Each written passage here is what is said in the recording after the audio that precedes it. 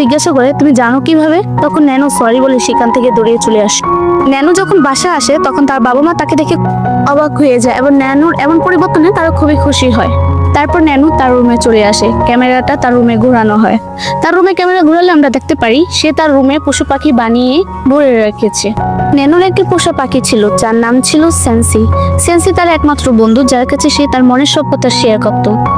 আজকে কি ঘটেছে সেটাও সে সেন্সির কাছে এসে বলছে। এমন সময় কিছুদিন আগের একটি ঘটনা তার মনে পড়ে। ন্যানো ক্লাসরুমে বসে পাখি বানাচ্ছিল, তখন 2-3 জন দুষ্ট মেয়ে এসে তার পাখিটি তার হাত থেকে নিয়ে যায় এবং তারা পাখিটিকে নিয়ে খুবই মজা লয়। ন্যানোর সামনে চুল নিয়েও তারা মজা নেয়। ন্যানো অনেকটা সাহস নিয়ে রেগে তাদের হাত থেকে পাখিটিকে নিয়ে নেয়। ক্লাস ছুটির পর ন্যানো যখন বাসে যাচ্ছিল ইউজিন তাকে ডাক দেয় এবং তার কাছে এসে তার সামনে চুল সরিয়ে ন্যানোকে বলে যে তুমি দেখতে অনেক সুন্দর। ন্যানো তার চোখ বন্ধ করে ফেলে। সে ভেবেছিল ইউজিন তার সাথে মজা নেবে, কিন্তু ইউজিন তাকে